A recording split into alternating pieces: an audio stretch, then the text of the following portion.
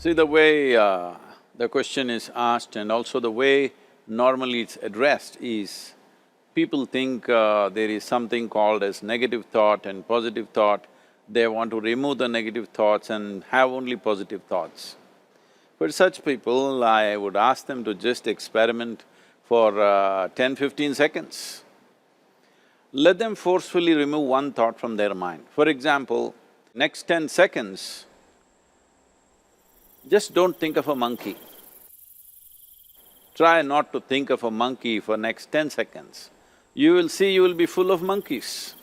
So what I'm saying is, this is the nature of your mind, because in this mind, all the three pedals are throttle. There is no brake, there is no clutch. Whatever you touch, it will only go faster. In this kind of mind, people have been taught from moral teachers and religious teachers, do not think about bad things. Well, since then it's been a full-time job. So there is no way you can handle the mind like this. This doesn't need any great enlightenment. If you spend 2 minutes with your eyes closed, you will realize you cannot do anything forcefully with this mind. So, I want to remove negative thoughts.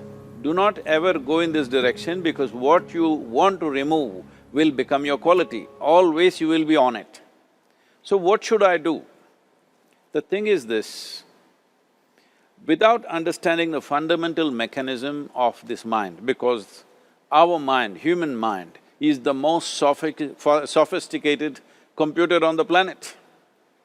Even all the supercomputers have come out of this. When this is the case, is it not important that we understand the mechanics of how it functions? One simplistic aspect of how it functions is, there are no subtractions and divisions in our mind. There is only addition and multiplication. If you try to do something with it, it will say one more. If you try hard, it will multiply into many more. In this mind, you don't try to identify what is positive, what is negative and try to remove it. First of all, one needs to understand, this mind of yours, this body of yours is supposed to serve you. The life that you are is important. Body and mind are vehicles that must serve us. If you sit in a vehicle, it must go where you want to go. If it goes to its own destination, what is the point of such a vehicle? It's just a nuisance. Right now, most human beings are unfortunately experiencing this fantastic possibility of human mind as a nuisance, as a troublesome thing. Well, this is the most beautiful thing you have. It's just that you need to pay little attention as to how it functions. One simple thing is this. First and foremost process is, that's why we put out this process called Isha Kriya. This is to distance yourself from your physiological and psychological process. There is something called as you which exists. This is not a composite of all your thoughts and emotions and physiological processes. Beyond that, there is you. If you close your eyes, even if you cannot see anything, you're still there. It is through the window of your eyes that you're looking out, but if you close your eyes, it doesn't mean that you don't exist, you still exist. So beyond your thought, you still exist, beyond your emotion, you still exist. So that you, the life that you are, this has to come into your experience. Why is it that you're not allowing that to come into your experience, which is the most significant aspect of who you are? Who you are right now, the most significant aspect is, you and me are alive right now, this is it. What I'm thinking, what you're thinking is not the important thing. We are alive right now, that is the important thing.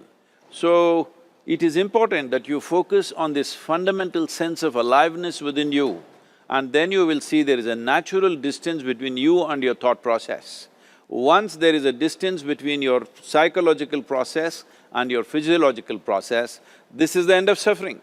Because there are only two kinds of suffering that human beings go through, physical suffering and mental suffering. Once you create a little space between you and your mind, between you and your body, this is the end of suffering. This is something every human being has to experience and know, otherwise thinking I will just remove negative thoughts and I will have positive thoughts, all the best, it's not going to work 100%, it's not going to work, because nobody can remove it, they can avoid it for some time. So when negative thoughts come, you say Ram Ram, Shiva Shiva, whatever you want, but this is just avoiding, it's not gone. The moment you stop that, it will pop back with great force, otherwise it'll come back in your dreams. So it's very important, first of all you need to understand your anger, your resentment, your fear, your anxieties, the negativity that you generate. Generally resentment, anger, it is always directed towards somebody. But we need to understand this is poisons that we are drinking and expecting somebody else to die. Fortunately, life doesn't work like that. If I drink poison, I die. If I drink poison, you don't die. So, we need to understand this. When I say poison, today you can have yourself chemically analyzed. Right now, what is your blood work, what it says?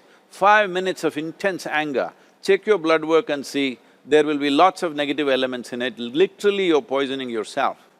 So, do you want to poison yourself? Definitely not. Now the very question is coming from certain helplessness, what shall I do? Don't do anything, just sit back and just concern yourself with something which is a life process. Maybe your heartbeat, maybe your breath, maybe just a sensation of being alive. Depending upon how sensitive or how perceptive you are, accordingly, find something. It could be a sensation in the body, it could be breath, it could be heartbeat, it could be anything, something which indicates life to you. Just pay attention to that for some time. Slowly you will see there is a distinction between what is you and what you have gathered, which includes both your physiological and psychological possibility or mess, whatever you made out of it.